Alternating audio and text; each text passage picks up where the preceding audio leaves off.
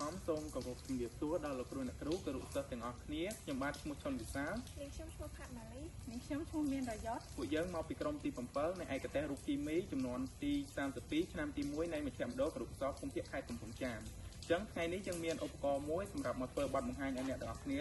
គឺមានឈ្មោះថាទង់ទឹកស្វ័យប្រវត្តិអញ្ចឹងយើងចូលមកដល់ដំណាក់កាលផលិតយើងទាំងអស់គ្នាអញ្ចឹងសម្ភារៈផលិតរបស់យើងមានដូចជាបន្ទះក្តារសម្បកឡាំងម៉ូទ័រ6វ៉ុលចំនួន3ធុងទឹកចំនួន3ដែលយើងដាក់ទឹកក្តៅទឹកត្រជាក់ហើយនិងទឹកធម្មតាហើយយើងមានកៅទៀនអំពូល resistor ឡាមបន្ទះក្តៅត្រជាក់ហើយដុំត្រជាក់ដោយសារអគ្គិសនីជាមួយនឹងខ្សែចម្លងអញ្ចឹងយើងចូលមកដល់ដំណាក់កាលផលិតរបស់យើងអ្នកគ្នាអញ្ចឹងដំបូងយើងយកក្តារមកបិទចូលគ្នាឬក៏យើងអាចបាញ់វីក៏បានដែរចេញជារាងបែបនេះហើយបន្ទាប់មកយើងដាក់ធុងទឹករបស់យើងចូលទៅក្នុងនឹងចំនួន3ហើយសម្រាប់ការតខ្សែភ្លើងអញ្ចឹងយើងចូលមកដល់ការតប្រព័ន្ធភ្លើងរបស់យើងអ្នកគ្នាអញ្ចឹងជាដំបូងខ្ញុំតភ្ជាប់ចេញពីម៉ូទ័រដោយយើងដឹងហើយម៉ូទ័ររបស់យើងគឺមានខ្សែចំនួន2គឺពណ៌ខ្មៅនិងពណ៌ក្រហមហើយអាពណ៌ក្រហមហ្នឹងគឺជាខ្សែពោលបូកហើយ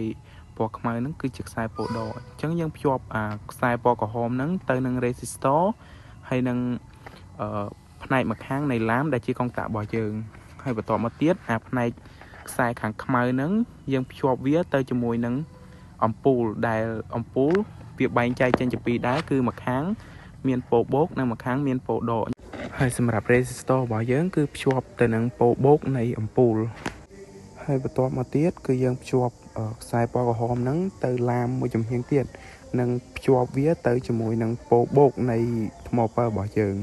ហើយបន្ទាប់មកទៀតខ្ញុំចាប់ផ្ដើមរៀបចំប្រព័ន្ធ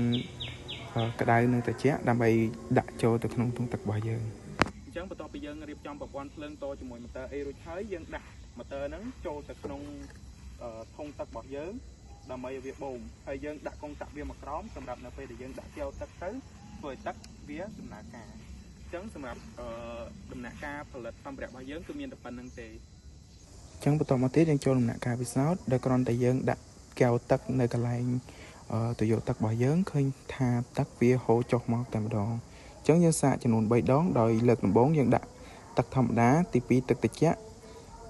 និងលើកទី3យើងដាក់កន្លែងទឹកក្តៅអញ្ចឹងយើងឃើញថានៅពេលដែលយើងដាក់កែវទឹកទៅទឹកវាហូរមកដោយឯងមិនចាំបាច់យកដៃទៅច្របាច់ទឹកអញ្ចឹងបទបង្ហាញក្រុមរបស់ខ្ញុំមានតែប៉ុណ្្នឹងទេសូមអរគុណសូមជម្រាបលា